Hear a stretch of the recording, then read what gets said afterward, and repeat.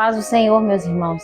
Estamos mais uma vez aqui na maratona no Evangelho de Marcos e hoje nós iremos ler o capítulo 8.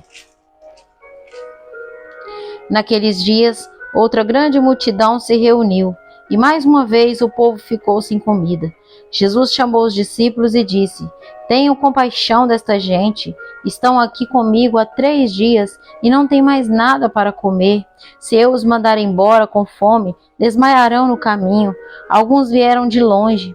Os discípulos disseram: Como conseguiremos comida suficiente neste lugar deserto para alimentá-los? Jesus perguntou: Quantos pães você tem?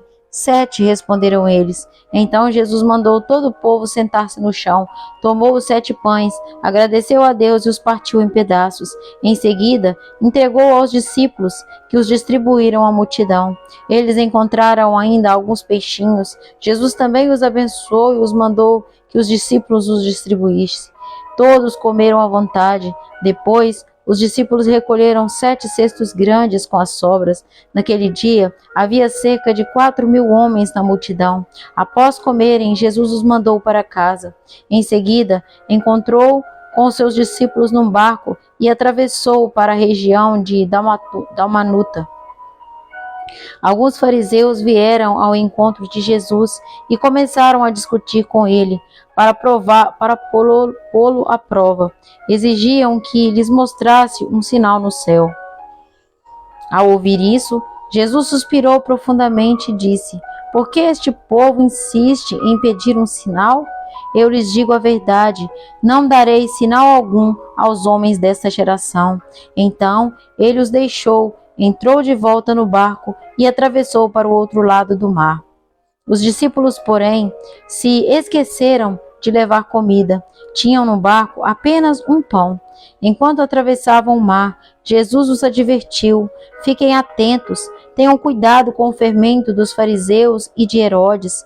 Os discípulos começaram a discutir entre si, porque não tinham trazido pão.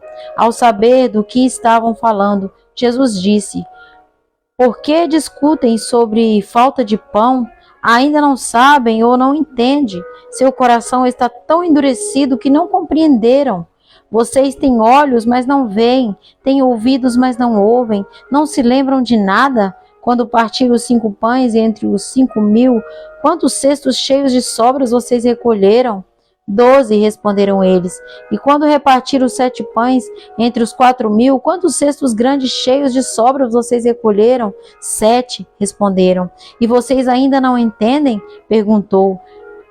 Quando chegaram a Betsaida, algumas pessoas trouxeram um cego a Jesus e lhe pediram que o tocasse. Ele tomou o cego pela mão e o levou para fora do povoado.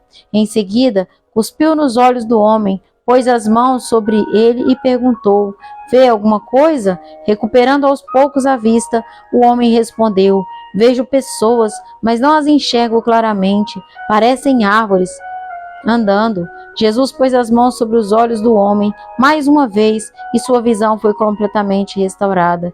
Ele passou a ver tudo com nitidez. Então, Jesus se despediu dele e disse: Ao voltar para casa, não entre no povoado. Jesus e os seus discípulos deixaram a Galiléia e foram para os povoados perto de Cesareia de Filipe.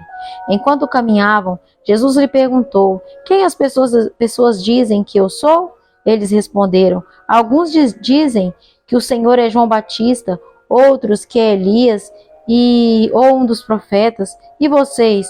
Perguntou ele: Quem vocês dizem que eu sou? Pedro respondeu: O Senhor é o Cristo. Mas Jesus os advertiu de que não falassem a ninguém a seu respeito. Então, Jesus começou a lhes ensinar que era necessário que o Filho do Homem sofresse muitas coisas e fosse rejeitado pelos líderes do povo, pelos principais sacerdotes e pelos mestres da lei. Seria morto, mas 3 dias depois ressuscitaria. Enquanto falava abertamente sobre isso com os discípulos, Pedro o chamou de lado e o repreendeu por dizer tais coisas. Jesus se virou, olhou para os seus discípulos e repreendeu Pedro. Afaste-se de mim, Satanás, disse ele. Você considera as coisas apenas do ponto de vista humano e não da perspectiva de Deus.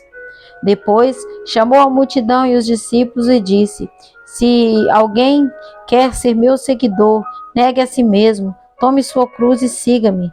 Se tentar se apegar à sua vida, a perderá, mas se abrir mão de sua vida por minha causa e por causa das boas novas, a salvará. Que vantagem há em ganhar o mundo inteiro, mas perder a vida? E o que daria o homem em troca de sua vida? Se alguém se envergonhar de mim e de minha mensagem nesta época de adultério e pecado, o Filho do Homem se envergonhará dele quando vier na glória de seu Pai com os santos anjos. Aleluia.